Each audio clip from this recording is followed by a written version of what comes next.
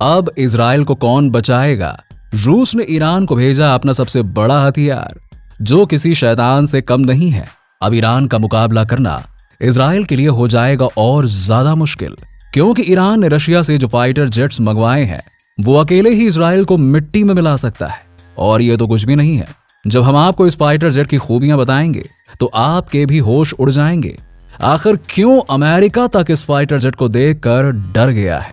दोस्तों, फिलिस्तीन और इजराइल का मामला तेजी से आगे की तरफ बढ़ता जा रहा है, जिसमें इजराइल शैतान की तरह फिलिस्तीन के ऊपर वार पे वार करता जा रहा है। और ये देखकर दुनिया के कई सारे देश फिलिस्तीन के साथ खड़े हुए हैं। लेकिन ईरान उन देशों में से है जो न केवल फिलिस्तीन के साथ खड़ा है, बल्कि खुले तौर पर इजराइल से जंग लड़ने की तैयारी कर रहा है। तभी तो ईरान के सुप्रीम लीडर खामेनेई ने रशिया से फाइटर जेट्स की एक डील फाइनल कर ली है। और इसी के साथ ही रूस का सबसे खतरनाक फाइटर जेट सुखोई ईरान की सेना को और ज्यादा ताकतवर बनाएगा। दोस्तों, ईरान जो कि पहले से ही अपनी स्ट्रॉन्ग एयरफोर्स के लिए जाना जाता है, अब वो और भी ज्यादा मजबूत हो जाएगी, क्योंकि इस डील में Sukhoi 35 fighter jets, Mi-28 helicopter और याक 130 जेट ट्रेनर्स शामिल हैं। ये सारी चीजें देखकर इजराइल और अमेरिका के पसीने छूट रहे हैं।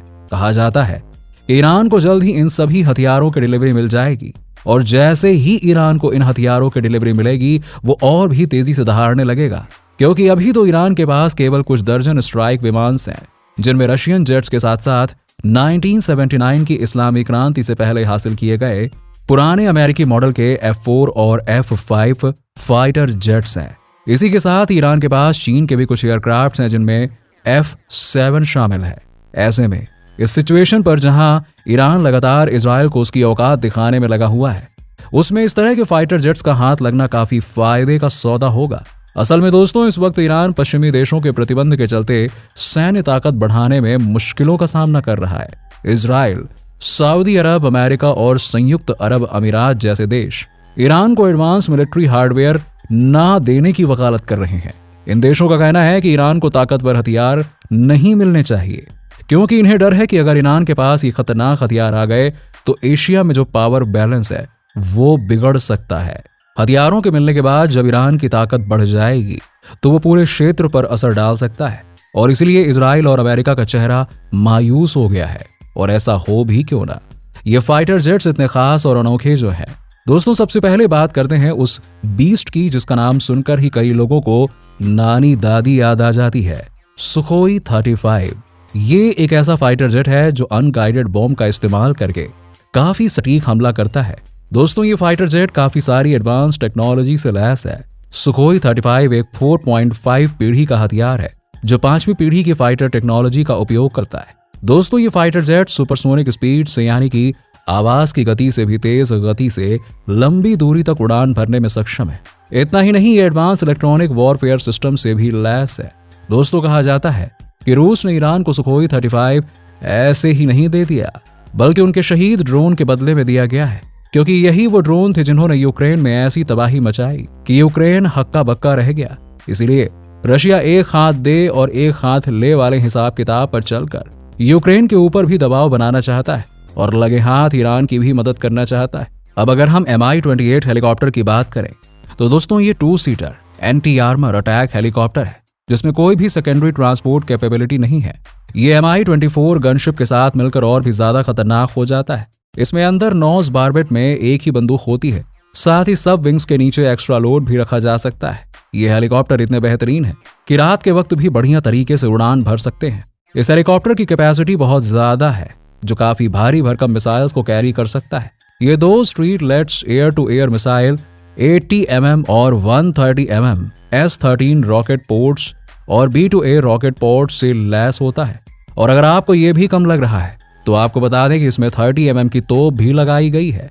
ऊपर से ये आग और कई सारी असुरक्षित घटनाओं से भी बड़े आराम से बच सकता है। साफ तौर पर कहा जाए तो ईरान का यह खतरनाक हेलीकॉप्टर इजराइल और अमेरिका के लिए मुसीबत का नाम बन सकता है। और याक 130 के बारे में बात करें तो दोस्तों, ये 2 इंजन वाला एडवांस्ड जेट ट्रेनर प्लेन है, जिसमें 2 सिम बनी हुई है, जिसमें सेकेंडरी लाइट अटैक कैपेबिलिटी होती है, और ये अंदर विंग और विंग टिप पायलोन से लैस है। इसमें रॉकेट पॉड, हवा की रफ्तार को पार करने वाली मिसाइल, मशीन गन, तोपें, गाइड और अनगाइड मिसाइल्स के लिए 9 हार्ड पॉइंट्स हैं, दोस्तों, इस फाइटर जेट का अधिकतम टेक ऑफ वजन 3000 किलो का है और इसकी मैक्सिमम स्पीड 572 किलोमीटर प्रति घंटे की है और इसकी रेंज भी बहुत कमाल की है, जहां ये बड़े आराम से 1600 किलोमीटर तक जा सकता है। इसकी सर्विस शीलिंग 41,000 फीट है और 3 घंटे की एंडोरेंस के साथ साथ कई दूसरे ऑप्शंस भी इस फाइटर जेट में अवेलेबल हैं, जो इसे एक बेहतरीन विमान बनाते हैं। अब इन हथियारों को देखकर आपको अंदाजा लग गया होगा कि ईरान की वायुसेना अपनी ताकत कई गुना बढ़ा चुकी है। यही कारण है कि ईरान अब खुलेआम इजराइल और अमेरिका को आंखें दिखा रहा है। हथियारों की ये डील ईरान के लिए बहुत ज्यादा फायदेमंद साबित हो सकती है, क्योंकि ईरान के ऊपर अमेरिका ने काफी लंबे समय तक कन्वेंशनल वेपन्स खरीदने को लेकर पाबंदी लगा रखी थी। पर अक्टूबर 2020 में यह पाबंदी खत्म हो गई और उसके बाद तो ईरान ने ऐसे हथियार खरीदने शुरू किए कि पूरी दुनिया हिल गई। जिसमें सबसे पहले तो ईरान ने हथियार बनाने के लिए रशिया से हाथ मिलाया और फिर इन दोनों देशों के बीच की डील शुरू हो गई।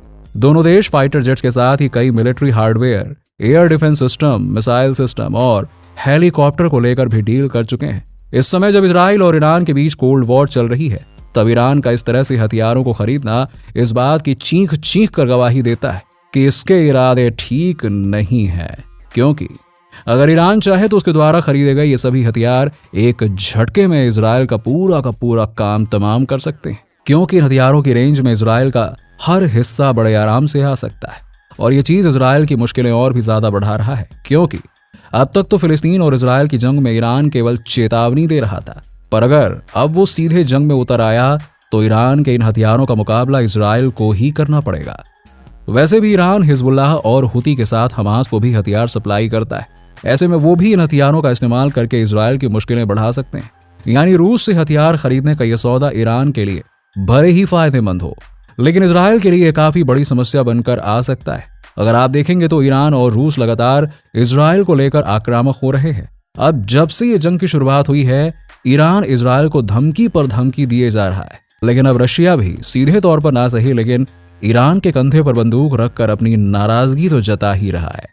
क्योंकि दोस्तों, जब इजराइल द्वारा सीरिया के एयरपोर्ट पर हमला हुआ तो रूस ने भी उसकी कड़ी निंदा करी और इसके नतीजे के लिए इजराइल को चेतावनी भी दी। रूस के राष्ट्रपति पुतिन का कहना है कि इजराइल की इस हरकत से ये जंग मिडिल ईस्ट के दूसरे हिस्सों में भी फैल सकती है। रूस ने सीरिया के एयरपोर्ट पर इजरायली हमले का खुलकर विरोध किया और उन्होंने कहा कि इस तरह के हमले करके इजराइल सीरिया को उकसा रहा है कि वो बचाव में हमला करे और इजराइल को जंग करने का मौका मिल जाए, क्योंकि इजराइल तो जानता है कि अगर एक बार सामने से पलटवार हुआ तो बात काफी आगे बढ़ जाएगी और फिर इजराइल अपने कब्जे जमाने के मंसूबों में कामयाब हो जाएगा।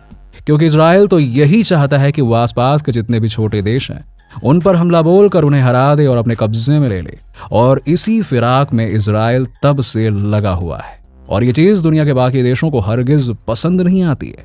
हालांकि अमेरिका का हाथ शुरुआत से ही इजराइल के ऊपर बना हुआ है, जो चोरी चुपके ही सही लेकिन इजराइल की मदद कर रहा है, पर बाकी देश अपना विरोध जता रहे हैं। रूस के रक्षा मंत्री ने कहा है कि इजराइल के इस हमले से मिडिल ईस्ट में तनाव बढ़ सकता है, जो कि आगे चलकर बहुत बड़ी जंग का रूप ले सकता है। क्योंकि फिलिस्तीन के हाल तो पहले से ही खस्ता है, बेहाल है, वो वहां तबाही मची हुई है।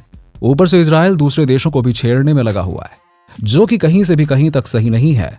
और रूस के राष्ट्रपति पुतिन ने कहा कि वो एयरपोर्ट पर किए जा रहे इजरायली हमले के सख्त खिलाफ हैं और वो इसका कड़ा विरोध करते हैं। वहीं सीरिया की तरफ से भी यह बयान आया है कि इजराइल के एक के बाद एक कई मिसाइलें सीरिया के ऊपर दागी गईं।